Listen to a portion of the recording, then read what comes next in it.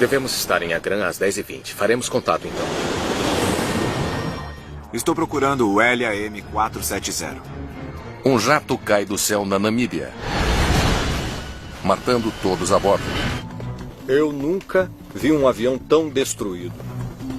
Os destroços dão aos investigadores a sua primeira grande pista. Definitivamente feito pelos motores. Havia 2 depressões no início da trilha de destroços. O avião estava nivelado. Talvez eles estivessem tentando pousar.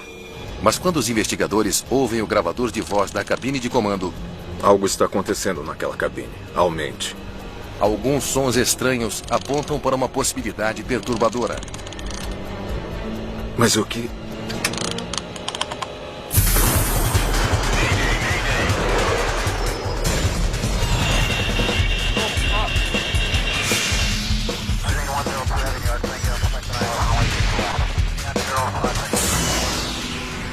Mayday Desastres Aéreos. Esta é uma história real baseada em relatórios oficiais e relatos de testemunhas. Fora do radar. Aeroporto Internacional de Maputo, em Moçambique. 29 de novembro de 2013. Acionar freios automáticos? Freios automáticos acionados. Confirme configuração de decolagem. Configuração de decolagem ok. Prontos para decolar. LAM-470 pronto para decolar. LAM-470, você está autorizado para a decolagem.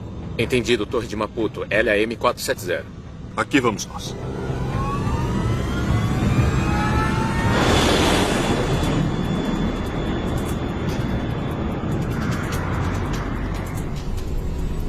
Taxa positiva. Recolher trem. Trem recolhido. O comandante Hermínio dos Santos Fernandes, de 49 anos, comanda o voo 470 da LAM, Linhas Aéreas de Moçambique. Ele é um dos pilotos mais experientes da companhia aérea. Flaps em 0. Flaps em 0. O copiloto tem 24 anos e está em início de carreira. Essa combinação de tripulação, um experiente comandante moçambicano de meia idade com um copiloto mais jovem, é uma combinação comum e normal. Ativar piloto automático. Piloto automático ativado. O voo leva 20 minutos para nivelar em sua altitude de cruzeiro de 11.500 metros. Ele vai para Luanda, em Angola, e sobrevoa a África do Sul e Botsuana para chegar lá. O voo levará 4 horas. A LAM Moçambique já existe há alguns anos. Iniciou as suas operações no final dos anos 30. Então é uma companhia aérea estabelecida. Voa principalmente dentro da África, com uma frota relativamente pequena de 6, 7 aeronaves. O voo direto de Moçambique para Angola é crucial para muitos passageiros. Os dois países falam português e têm muitos vínculos comerciais. Há uma grande mistura de turistas e empresários viajando entre os dois países, especificamente por causa desse vínculo do português. A carga de trabalho deve ser bem leve para a tripulação da cabine. O voo de hoje não lotou. A maioria dos assentos está vazia. Os pilotos estão voando uma aquisição recente da companhia aérea. É um Embraer 190, comprado há pouco mais de um ano. O jato bimotor está em uso no mundo todo, principalmente em rotas de baixo volume. O Embraer 190 é um avião moderno, muito bem sucedido. É considerado um jato regional. É uma boa aeronave para voar. Controle aéreo de Gaborone, LAM-470. 45 minutos após a decolagem, o jato cruza o espaço aéreo sobre Botsuana. Os pilotos fazem o check-in com o Centro de Controle Aéreo de Gaborone. Quer você esteja voando por um país ou por vários países, precisa passar por várias jurisdições. E assim, um voo típico de longa distância, você pode ter 3 ou 4 áreas distintas de controle de tráfego aéreo com os quais o avião precisa se comunicar. LAM-470 Gaborone. Informe o seu tempo estimado para Agra. Cerca de 1 hora. Gaborone, LAM-470. Entendido. Devemos estar em Agram às 10h20. Faremos contato, então. Os pilotos confirmam que farão o check-in quando chegarem a um ponto de navegação que marca a fronteira entre Botsuana e Angola.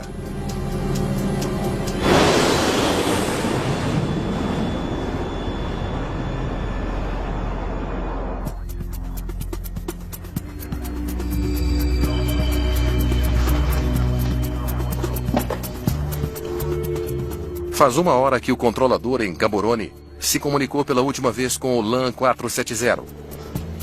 O voo deve estar se aproximando de Angola. Então ele dá à tripulação as suas próximas instruções. LAM 470 Gaborone. Favor continuar com o controle de Luanda. Frequência 8888.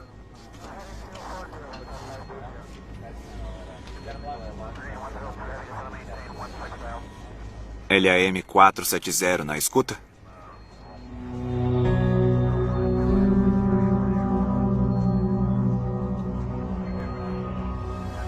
Mas não há resposta.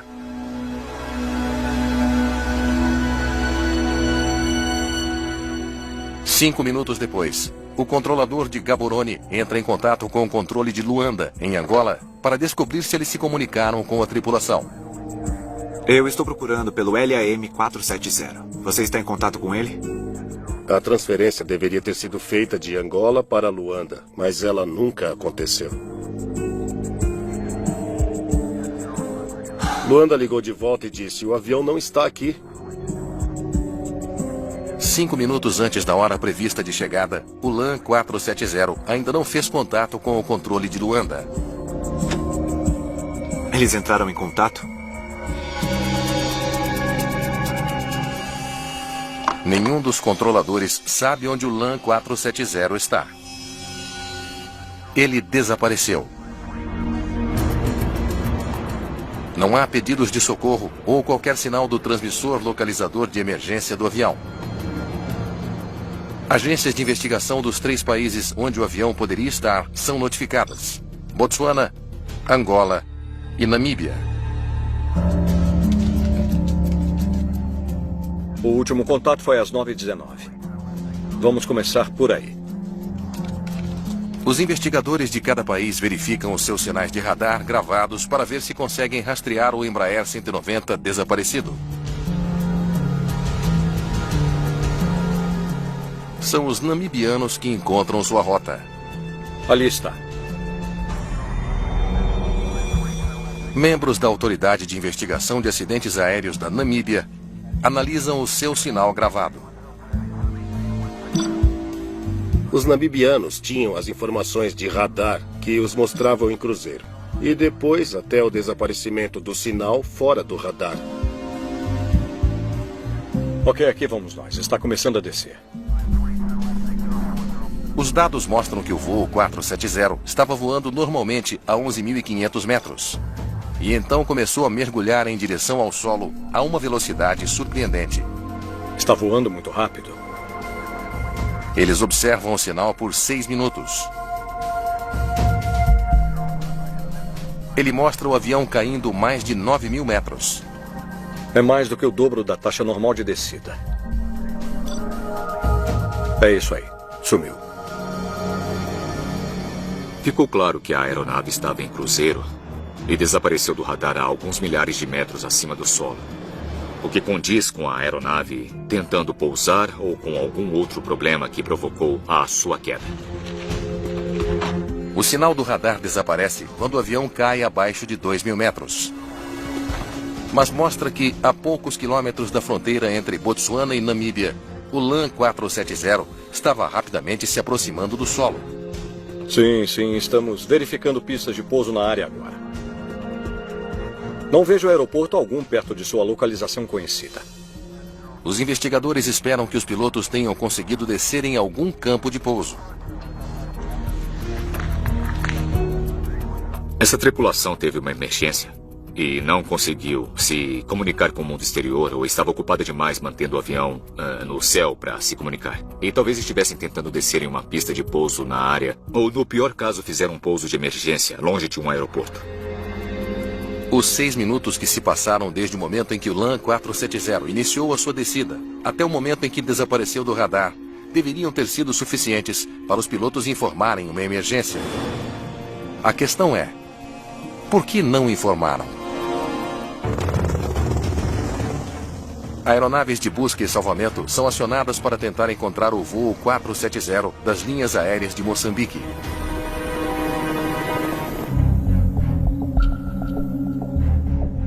Mas são guardas florestais no remoto Parque Nacional Boaboata, da Namíbia, os primeiros a se deparar com um emaranhado de destroços.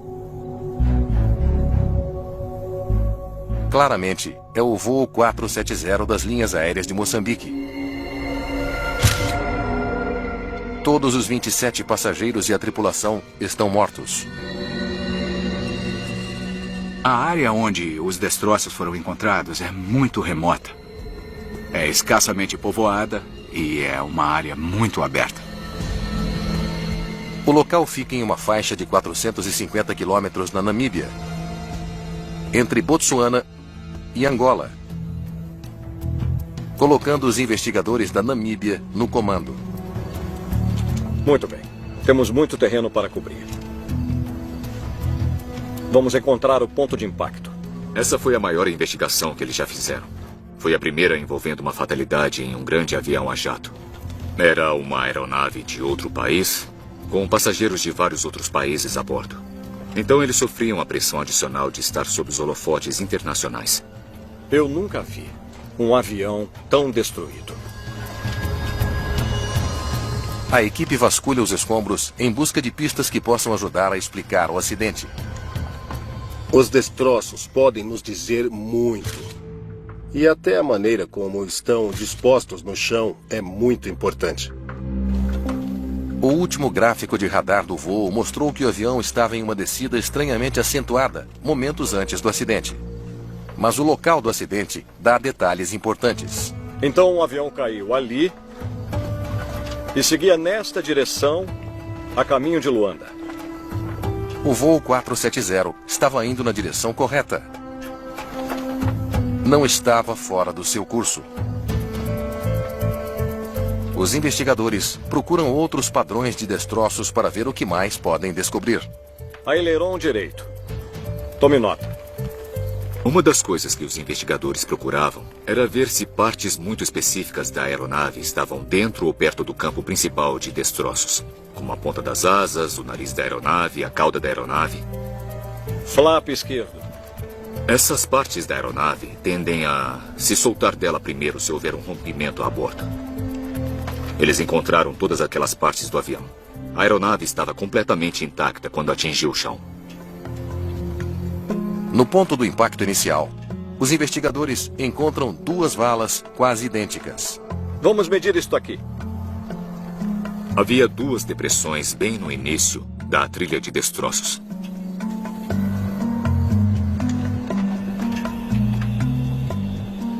9,75.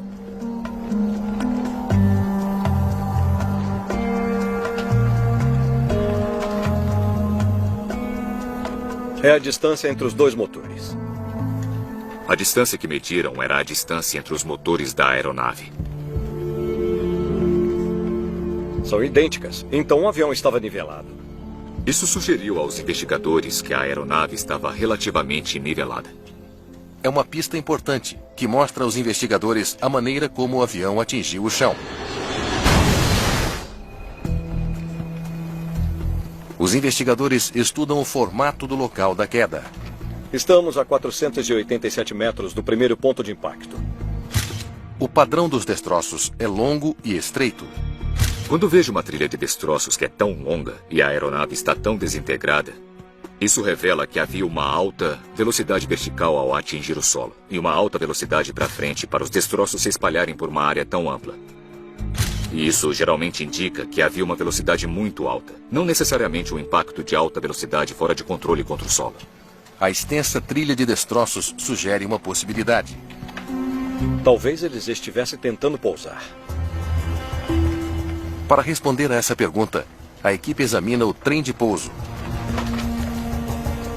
Os pneus não estão murchos. Não há danos nas bandas de rodagem, sem marcas de perfuração. O trem estava recolhido. Não foi um pouso de emergência. é a primeira pista tangível sobre o que os pilotos poderiam estar fazendo. A tripulação decidiu não acionar o trem de pouso, porque não estavam dispostos a fazê-lo ou eram incapazes de fazê-lo.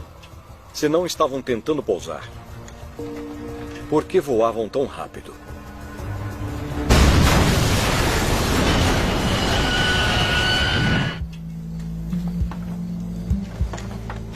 Um dia após o acidente, ainda não há evidências do motivo do voo 470 da LAN ter caído na Namíbia. A esperança é que as caixas pretas do avião ajudem a solucionar o mistério. O manuseio dos gravadores de voo deve ser cuidadoso, metódico e feito por pessoas experientes.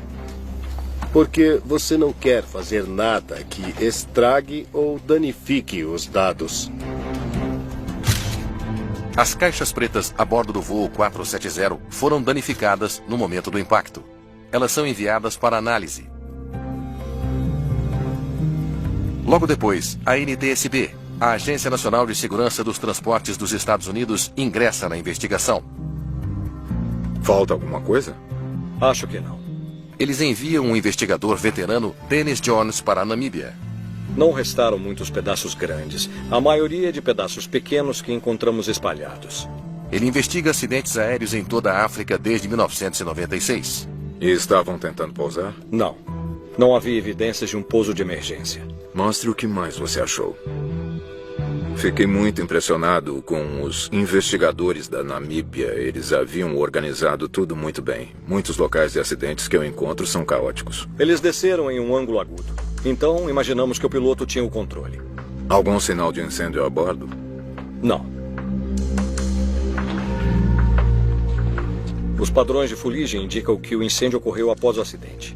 Parecia que os danos de fogo estavam associados ao impacto e não a qualquer coisa ocorrida a bordo. Jones já trabalhou em dezenas de acidentes de avião, mas mesmo ele está perplexo com as evidências no local da queda. Quase nenhuma cratera. Não havia uma cratera grande no chão, então isso me sugeriu que havia um certo controle. Essa é uma pista intrigante. Se os pilotos tinham o controle do Embraer, por que ele caiu? Não estávamos excluindo nada. Pelo contrário, era o que devemos incluir. Podíamos ter perdido alguma coisa? Talvez não tenhamos visto alguma coisa?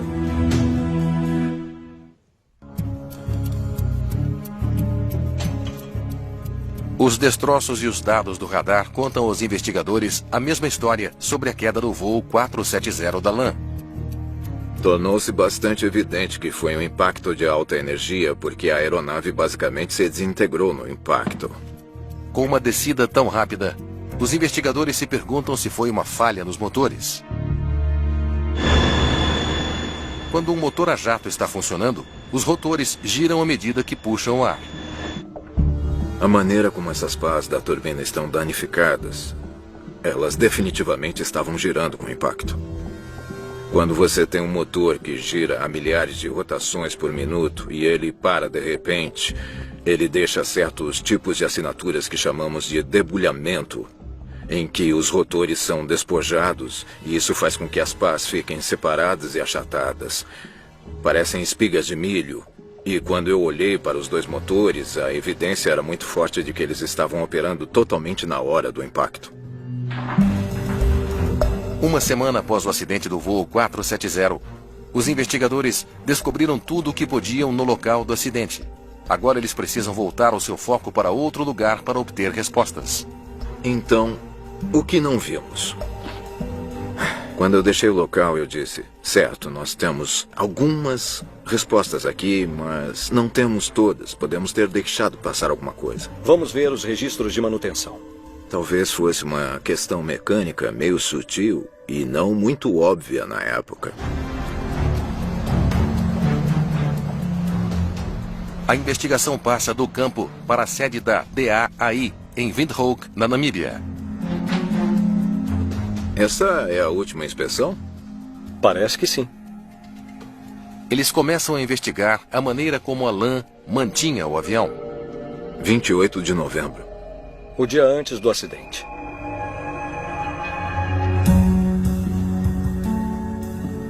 Parece que tudo foi feito certo. O Embraer 190, comprado novinho em folha havia apenas um ano, tinha uma ficha impecável. Os registros de manutenção da aeronave eram excelentes. A manutenção da LAN era muito bem feita.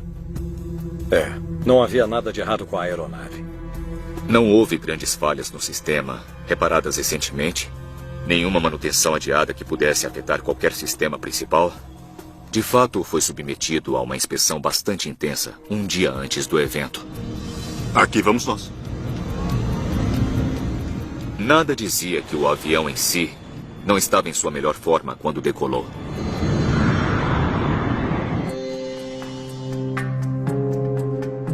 Sem evidências de um problema mecânico, a equipe volta sua atenção para fatores externos. Eles revisam os boletins meteorológicos do dia do acidente. Chegaram os dados meteorológicos de mal. O mau tempo derrubou o voo 470? Ótimo. Por que não começamos pela decolagem em Maputo? A África é o lar de algumas das tempestades mais violentas e fortes que existem. Uma tempestade traz todos os perigos que você possa imaginar junto com ela. Ela possui descargas elétricas e raios. Isso pode afetar os seus sistemas de navegação. Possui turbulência severa, que pode comprometer a integridade da aeronave. Tem granizo, tem chuva. A equipe vasculha uma série de imagens de satélite que abrangem a duração do voo. Apenas nuvens dispersas a 900 metros durante o voo. Em nenhum lugar perto da altitude de cruzeiro deles. Não havia nada que vimos no clima que explicasse por que aquele avião estava no chão. Como o vento estava. Naquele dia não passou de cerca de 11 nós. Então, isso não era um problema. Quando o meio ambiente não tem nada de incomum, quando a máquina parece estar funcionando, a área que os investigadores tendem a pesquisar é a operação da aeronave. Ou seja, o comandante e o copiloto estavam trabalhando adequadamente para executar os procedimentos e na sequência correta? Descartados a máquina e o meio ambiente, os investigadores têm apenas mais um caminho a seguir. Ok. Vamos ver a ficha do piloto.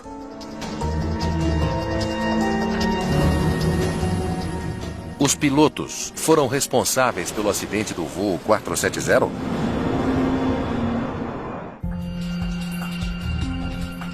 Os investigadores imaginam se os pilotos do voo LAN 470 tiveram responsabilidade na causa do acidente. Comandante Hermínio dos Santos Fernandes. Nascido em Moçambique. 49 anos. Aqui vamos nós. Quanto o comandante Fernandes conhecia o Embraer 190?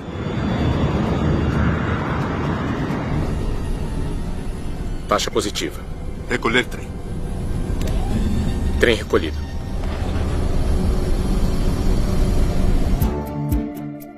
A equipe examina sua ficha de piloto. Você procura qualquer coisa que possa mostrar alguma falha no desempenho do piloto. O comandante Fernandes não só era bem treinado... 2.500 no Embraer 190. 9.000 horas de voo no total. Como era um aviador experiente. Malcolm Brenner, especialista em psicologia de pilotos, foi consultor na investigação. O comandante tinha um histórico impecável, sem acidentes, sem incidentes. Ele era clinicamente qualificado. Todas as informações sobre ele estavam atualizadas. O copiloto era jovem, mas tinha mais de 1.000 horas de voo. Eles eram uma boa combinação. Sim. Flaps em zero. Flaps em zero. É uma prática muito comum ter um comandante com mais experiência e um copiloto bem mais jovem. Permite ao copiloto aprender e progredir na carreira. Eles devem trabalhar como uma boa equipe. Ativar piloto automático. Piloto automático ativado.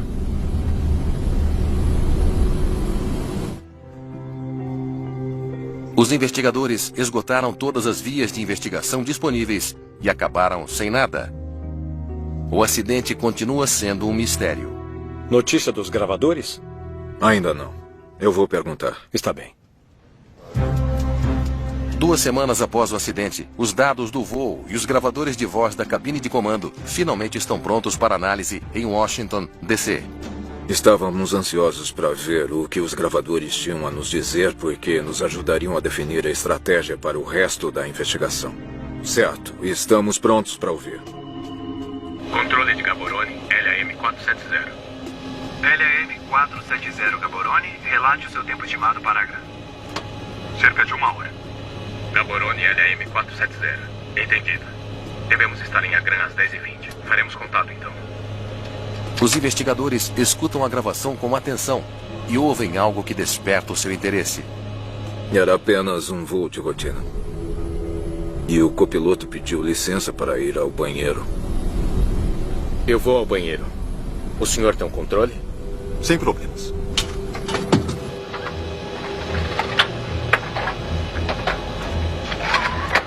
O copiloto sai da cabine.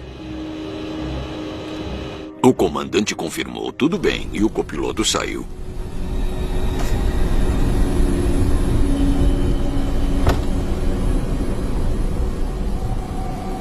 A partir desse momento, tudo ficou quieto.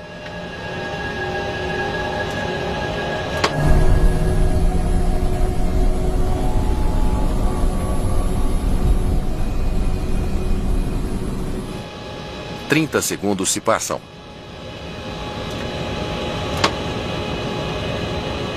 1 minuto.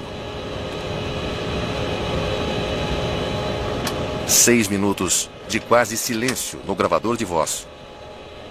Pareciam coisas normais acontecendo. O copiloto está voltando.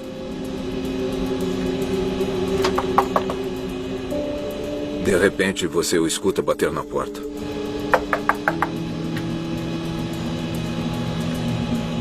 Não houve resposta. E então as batidas começaram a se tornar mais repetitivas. A porta da cabine de comando permanece trancada. O copiloto do voo quer voltar lá para dentro e o comandante não está respondendo. Durante o voo, a porta da cabine de comando se trava automaticamente.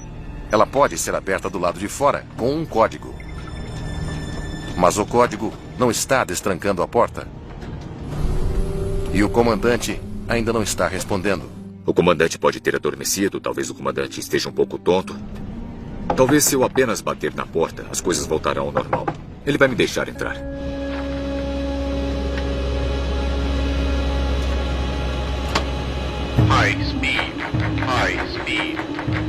Mas o que está havendo? A gravação se torna ainda mais perturbadora.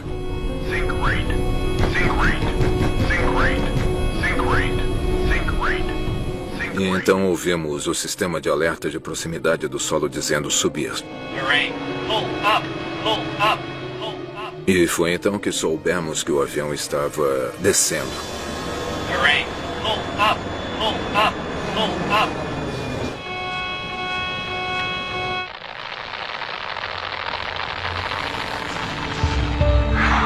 Os investigadores estão perplexos. É muito mais que anormal, é estranho, é incomum.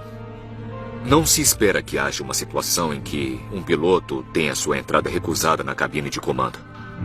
Alguma coisa errada com o comandante? As batidas que ocorreram.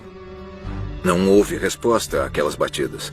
E, de repente, tudo chega a um fim abrupto. O que está havendo aqui?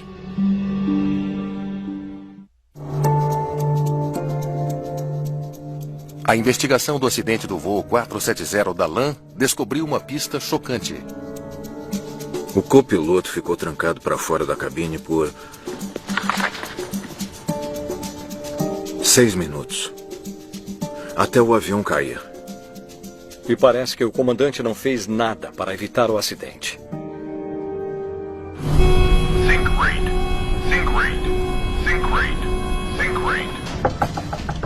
Lá estava um membro autorizado da tripulação tentando voltar à sua posição e não tem permissão de entrar. Isso é completamente anormal. Precisamos descobrir o que houve na cabine de comando. O copiloto tem autorização, quer voltar lá para dentro. Por que o comandante não está respondendo? Por favor, volte ao momento em que o copiloto sai da cabine. A equipe deseja revisar a gravação de voz da cabine de comando com mais atenção. Eles perderam alguma coisa da primeira vez? Vamos ver se há incapacidade. A incapacidade sutil é uma situação em que uma pessoa parece normal, tanto física quanto mentalmente, mas por algum motivo ela não está tendo um desempenho adequado. Eu vou ao banheiro. O senhor tem um controle? Sem problemas. Isole o microfone do comandante e aumente. Eles não estão pensando direito, não estão se movendo tão rapidamente, nem com tanta destreza. Um dos tipos de incapacidade sutil que pode acontecer é a hipóxia. Isso é falta de oxigênio. Eu posso ouvi-lo respirando. Ele ainda pode respirar e estar incapacitado.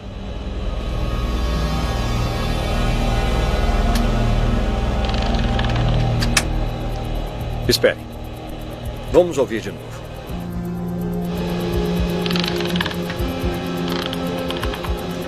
Algo está acontecendo naquela cabine. O comandante está fazendo alguma coisa. Podemos ouvir sons e cliques. Parecia que o piloto que estava na cabine de voo estava operando algum mecanismo. Não sabíamos exatamente, mas ele parecia girar mostradores, provavelmente algo associado ao piloto automático. Mas nós não sabíamos, só podíamos ouvir sons de cliques acontecendo.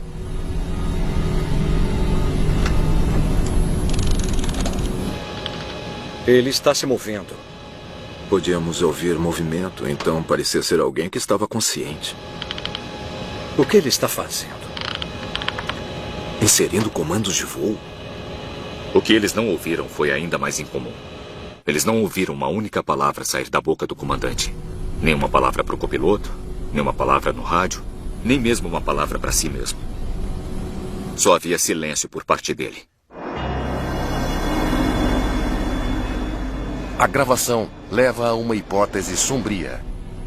Uma vez que os investigadores ouviram o que estava acontecendo, eles pensaram que poderia ser algum tipo de ação proposital por parte do comandante.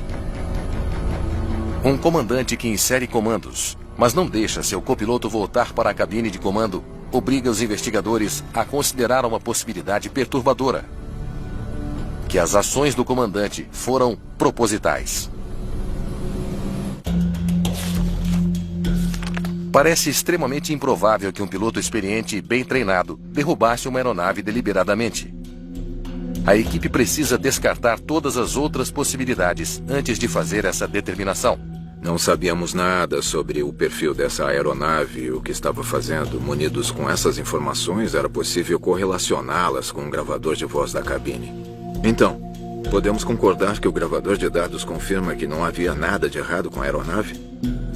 Antes de começar a considerar seriamente uma ação proposital, você precisa se certificar de que todas as alternativas não a explicam. As condições eram normais. Não foram detectadas falhas mecânicas. Certo. Isso deixa a ação do piloto. Vamos dar uma olhada no que houve depois que o copiloto saiu da cabine. Os dados vão mostrar quais comandos o comandante inseriu nos controles de voo. Podemos isolar estes 4 parâmetros. Os comandos pintam uma imagem angustiante das ações do comandante dentro da cabine de comando. O copiloto sai da cabine. Alguns minutos depois, parece que ele começa a inserir uma série de comandos.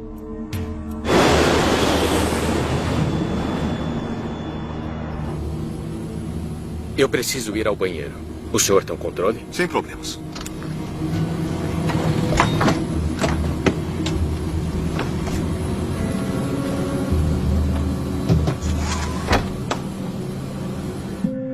Três minutos após a saída do copiloto, a altitude é ajustada 3 vezes, instruindo o avião a descer para uma altitude de 180 metros acima do nível do mar. Foram os cliques que ouvimos.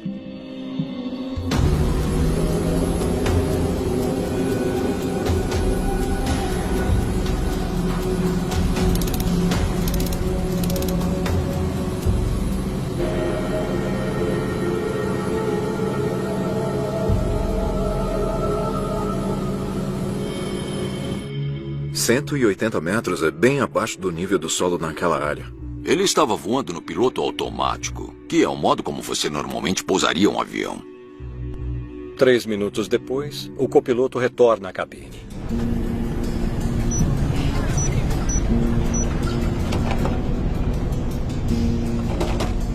Mas o comandante não abre a porta. Em vez disso, deve ter substituído o código da porta. Aviões como o Embraer 190 têm um controle que permite a um piloto dentro da cabine anular o teclado do lado de fora e manter a porta trancada. Aí, ele desativa o autorregulador, iniciando a descida. A potência foi reduzida.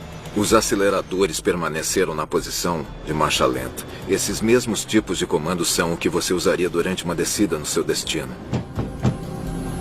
Ele instruiu o piloto automático a derrubar o avião.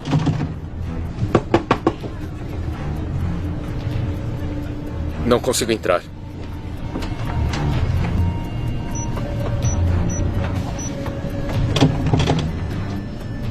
Não vamos alarmar os passageiros.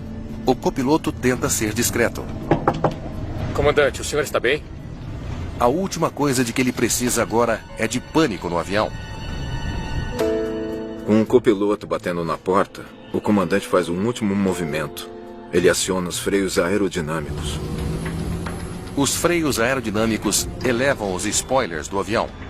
O acionamento dos spoilers está completamente fora dos procedimentos normais. Os freios aerodinâmicos aumentam a velocidade vertical da aeronave. O avião estava descendo a cerca de 1.500 metros por minuto. 1 minuto depois de acionar os freios aerodinâmicos, ele chegou ao máximo, pouco mais de 3.000 metros por minuto.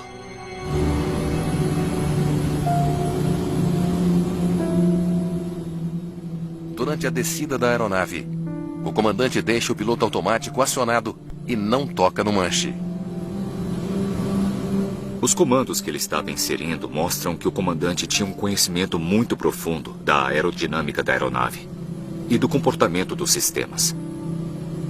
O efeito causado foi uma descida muito suave e consistente da altitude de cruzeiro para o solo.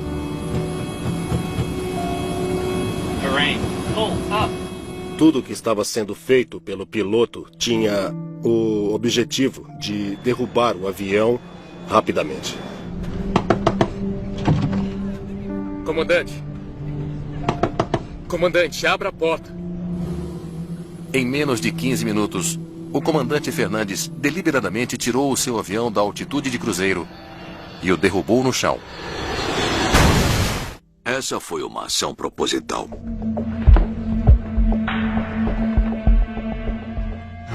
Resta agora uma pergunta a responder. Mas por que um piloto faria isso?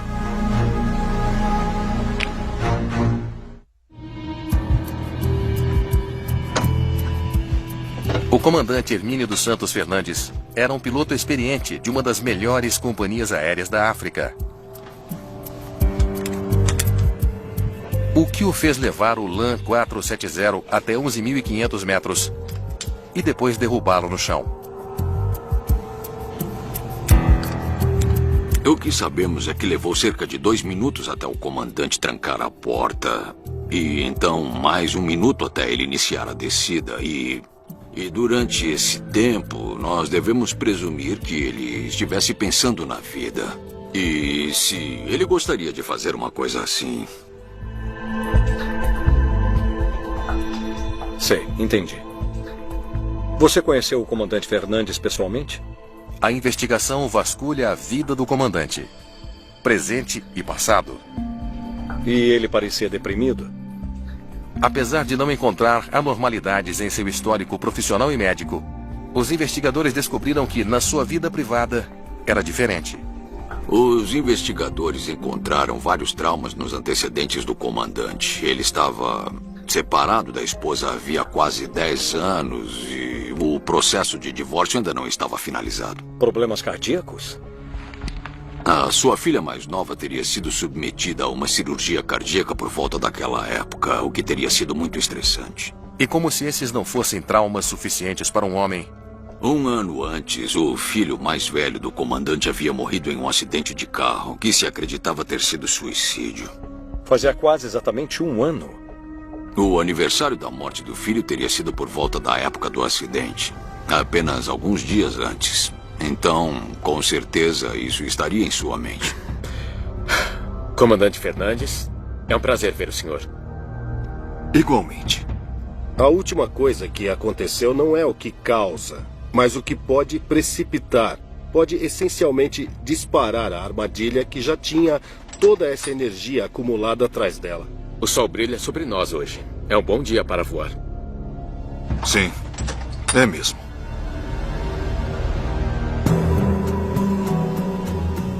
Após a investigação do LAN 470, os especialistas em segurança aérea lutam para explicar a motivação do comandante. Para mim, é realmente impossível responder qual foi o efeito que as circunstâncias de vida dele tiveram sobre a decisão que ele tomou naquele momento durante o voo. É impossível saber pelas evidências que temos se foi um ato deliberado, elaborado bem antes do voo ou se aconteceu durante o voo. Determinar como impedir que um ato tão irracional aconteça novamente também é um desafio. Eu preciso ir ao banheiro. O senhor tem um controle? Sem problemas. Por muitas razões de segurança, é importante ter 2 pessoas na cabine de comando o tempo todo. É a chamada regra de 2. Moçambique estava à frente da maioria da indústria. A ALAN iniciou uma política de que você não deixa uma pessoa sozinha na cabine de comando. Só que naquele momento a regra não foi seguida. Ter mais alguém na cabine de comando daria a ele a chance de falar sobre o que o incomodava. Podia ser a chance de resolver as coisas. Mas as circunstâncias terríveis cercando o acidente do voo 470 e a morte de 33 pessoas recebem pouca atenção no resto do mundo. Se este acidente tivesse acontecido no primeiro mundo, seria divulgado por muito mais meios de comunicação do que tendo ocorrido na África. E por isso poderia exercer um impacto muito maior, levando a comunidade internacional a tomar providências para evitar esses problemas de saúde mental na aviação. Então, em 24 de março de 2015, pouco mais de um ano após o acidente do voo 470, o voo 9525 da Germanwings desapareceu do radar sobre os Alpes franceses. Assim como o LAN 470, um piloto tranca o outro para fora da cabine, realiza uma série calculada de procedimentos de voo e permite que o piloto automático faça o avião voar direto para o chão. É como se ele tivesse lido o relatório do LAN 470 com base na sequência de eventos ocorridos. A investigação revelou que esse acidente foi causado pelas ações propositais do copiloto. Uma maior atenção ao acidente da LAN teria beneficiado a indústria e muito provavelmente teria iniciado procedimentos que teriam impedido o caso da Germanwings. A Germanwings não tinha a política de ter uma segunda pessoa na cabine de comando e essa é uma lição aprendida com a LAN que poderia muito bem ter impedido o que aconteceu. A publicidade sobre o acidente da Germanwings provoca uma demanda por providências no setor aéreo. Desde esses acidentes, a indústria percebeu a importância do bem-estar psicológico na triagem de pilotos e, especificamente, a regra sobre ter 2 pessoas na cabine o tempo todo. Isso foi um grande impulso para a adoção universal dessa regra. O mundo acordou para essa questão depois de Germanwings, porque ela teve um foco maior de atenção da imprensa do que o acidente em Moçambique, infelizmente. Mas desde então, trabalhamos como indústria para implementar um pacote de saúde mental muito melhor na aviação. Um sistema que, com sorte, nos ajudará a evitar esses tipos de acidentes no futuro.